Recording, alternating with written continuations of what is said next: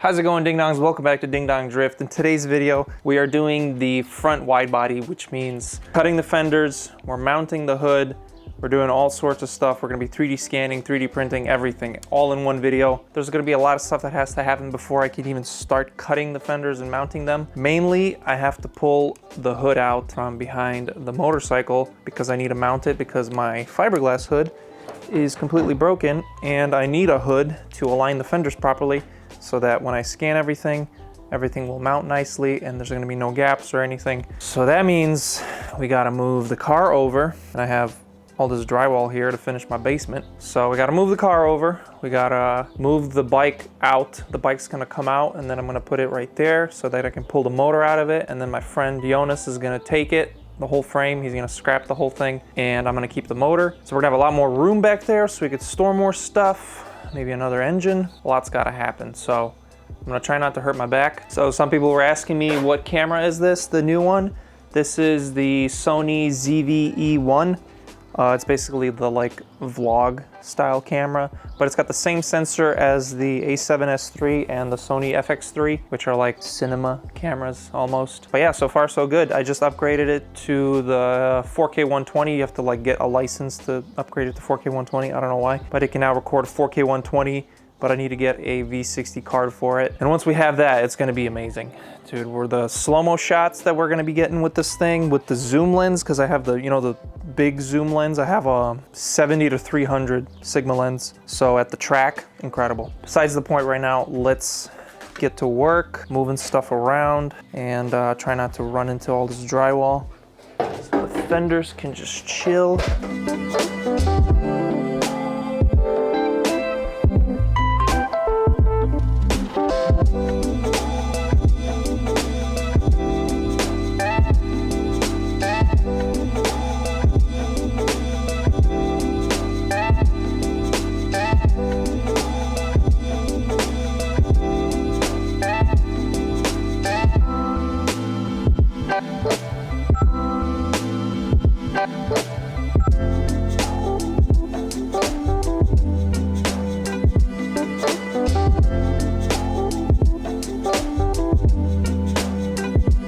Hell yeah. Finally, I can tear this thing apart. Oh my God, this handle's so sticky. Whew. Bitch is heavy. So obviously I know nothing about this thing. I got it for free from a neighbor. I got two motorcycles. One of them ran, this one doesn't. Oh, the other one was like a Kawasaki 750 or something. Both of them are from the 80s, I think. This is a CB 650, I think. And I looked it up. These things make like 60-ish horsepower, which would be really fun in a dirt bike. I could just make a ITB adapter plenum, or maybe like a single throttle body plenum, and then just use my old Monsoon ECU out of the SC. Power this thing, I think that'd be pretty cool. Standalone ECU, Honda. So now we can get the hood out, but I'm gonna need Sylvia's help because this thing is heavy as shit. I don't want to break it because I do eventually want to make a carbon fiber hood, and this is the perfect candidate because it's mint. I already tried making a carbon hood once. If you guys remember that video, it failed miserably, so I never made the carbon hood. I just made the mold and threw it away. That was a huge waste of money. I got my mold process down. First successful mold right there for the sunroof, and my first carbon fiber part right here.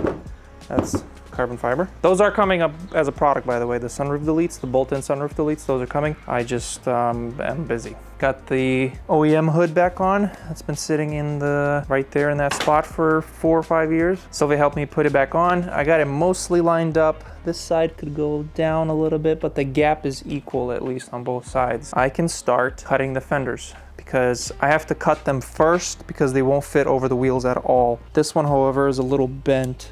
I don't know if you can tell, but it's a little, God damn bees. Bro, bees are so dumb. You ever seen those videos of bees like running into their own beehive? They like try flying in and then it just slam into it. All right, well, ADHD hit hard and I reorganized my garage again. So now the motor's over there. So when I want to start working on it, I can reach it easily instead of it being in the corner behind the car. That's all clean. So we got a clean corner of the garage now. We can put stuff there, can move the car in closer. We have more room in the center of the garage, all that stuff. Hood is mounted. I straightened this fender a little bit. It was, like I said, it was a little bent. So now we can start cutting. And the thing I'm gonna use to cut it, this thing is freaking awesome. If you guys watched my rear quarter panel video a long time ago when I first cut the rear quarter panels off, I use this thing. This is a Bad Dog Tools biter. You put it in your little impact driver. You see that? It just bites sheet metal. This thing just tears through sheet metal. It's freaking amazing. I have an affiliate link in the description if you want to check it out. Pick one up if you do a lot of sheet metal work. These things are legit. We're going to be cutting off quite a bit because the wheel contacts this with the angle kit. We'll probably go all the way. We only need a little bit to attach to. We're gonna cut all this off because I have a vent and a wheel well that's gonna be going inside of here.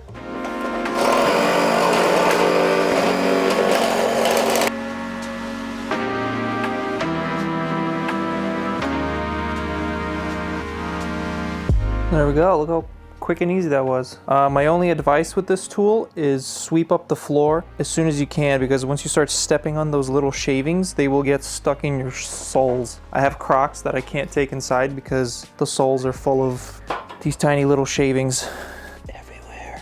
Sweep those up straight away. All right, I installed a hood strut so it's a little easier to open and close this gigantic hood. I can only install one because that side I installed a catch can, so can't install that one, but can install one of them. Oh wait, no, that's just that. Forgot, I gotta cut those off. Forgot about that. These were temporary to stiffen the headlight. Let me cut that off real quick.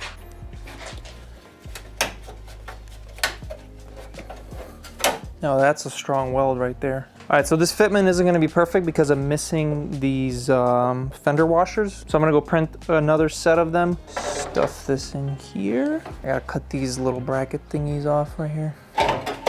Damn, this fender is really bent.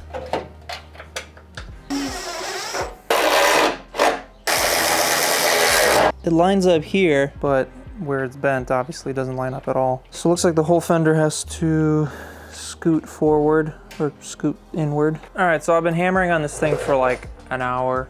The gap is a little better now. This gap is fine. This corner is all sorts of messed up. That's just gonna be a big chunk of Bondo. Tried straightening it, but it's like pinched from the inside. I gotta take it off and lay it down on the table flat. Nothing's hitting there. Well, would you look at that? The whole front is assembled. And you're probably thinking, what the hell is this bumper? I attempted to make this about 10 years ago. It was like 2012, so 13 years ago when I had my first SC. This is just a stock bumper that you can see. I extended, and then I extended here, moved this over. I basically tried to make a bumper, F bumper, whatever you want to call a modern bumper, out of a stock SC bumper with an angle grinder and a $13 an hour income in my parents' driveway. That doesn't matter because all I need from it is the top mounting flange, because I need the bolt holes and something to glue the new bumper to, and the side here to also glue the bumper to. Because you see right now it's all rigid. It's just zip tied here, but it's already pretty rigid. So all this is gonna get chopped off all the way to here, as well as here, because obviously the wheels are now in a different position. The rotation axis, very different as well. Oh, I printed the little fender spacers. You can't really tell, but they're under there. Can't really see them. Kind of hard to see because they go under there. But what they do is they just raise the fender just a little bit so that it's not rubbing on the metal here. You can see the bumper lines up nicely, and this side is pretty much perfect. I just need to lift the hood up.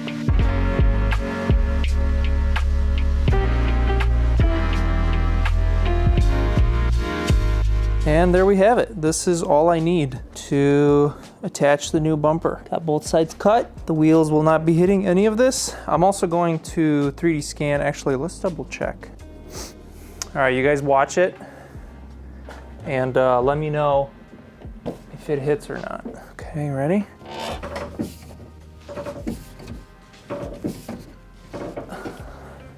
Cool, looks like it's not hitting anything. So yeah, I'm going to 3D scan with the wheels full lock in both directions so I don't have to worry about anything hitting or trimming anything afterwards, because that is super annoying to do. All right, it's the next day. I did a little bit more aligning and some more finagling, and we got it pretty good now. So we can see this gap is nice and tight, equal all the way. You can see the bumper now matches up with the hood, and we have a little tiny gap, which is perfect because my new bumper is gonna lay on top of this, and I'll be able to, I won't have to do any weird sanding, smoothing, or anything there. So this little tiny gap that's about a finger thick is perfect. And the way I achieved that, you can see this lines up now.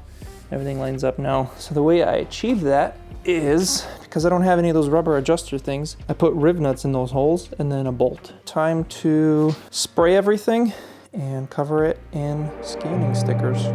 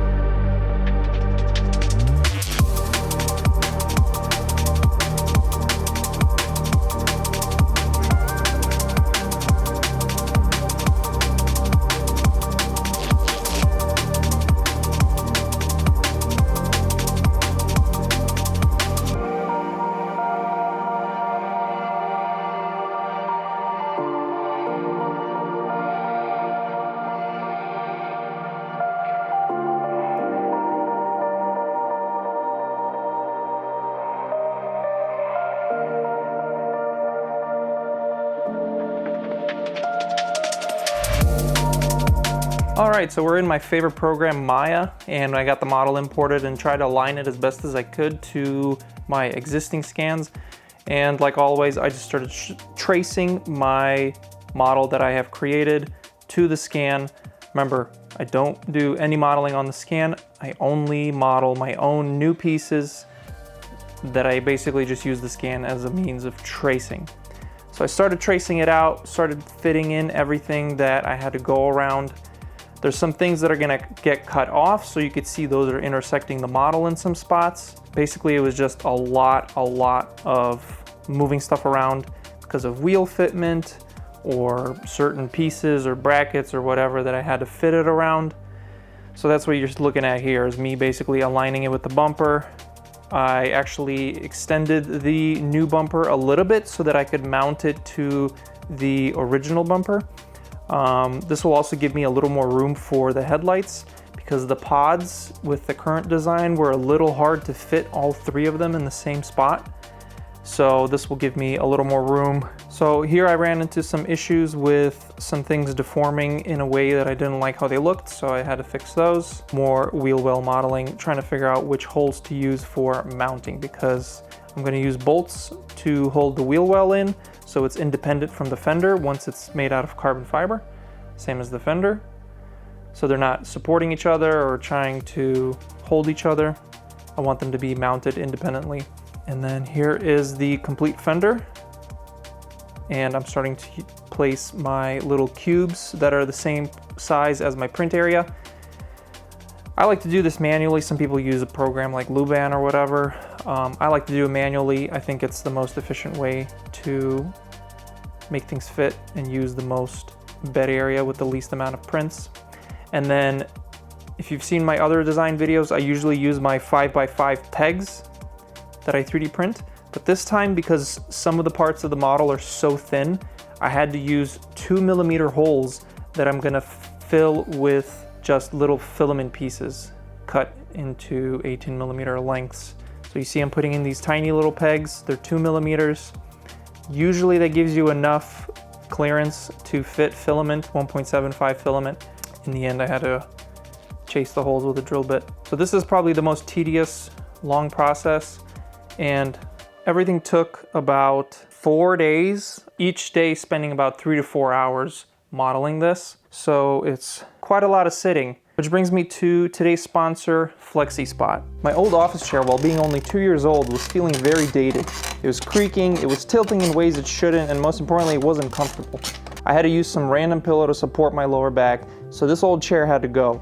Luckily, FlexiSpot contacted me and sent me their new C7 chair. The C7 is sturdy, highly adjustable, fits my 6'4" frame easily, and most importantly, doesn't hurt my back. The backrest can be locked at 93 degrees or tilt way back for relaxing. The adaptive lumbar support moves freely to stay comfortable in whatever position you're in. My favorite part about this chair is that I stay cool in it. My previous chair was a faux leather material, and I would literally sweat in it just sitting around. The FlexiSpot C7 has a mesh back that breathes easily while still being very comfortable. If you're interested in a new office chair, check out the C7 and use my code C750 for $50 off your order. You can even try the chair risk-free for 30 days, and it comes with a 10-year warranty if you do end up keeping it. Thank you again to FlexiSpot for sponsoring this video. All right, and it's weeks later, or I don't know how long it's been, but this video is really late, and as you can see, both the fenders are fully 3D printed. But they're all glued together, and they're ready to be mounted. However, a lot of cutting has to happen to the car itself. The fenders need to be cut more, because after designing them, I realized I need to be doing a little more cutting, especially here. You can see this cuts in right away. I have to cut basically the fender all the way to here, because all I need is that little strip of metal to glue to, and then the fender just cuts in straight away.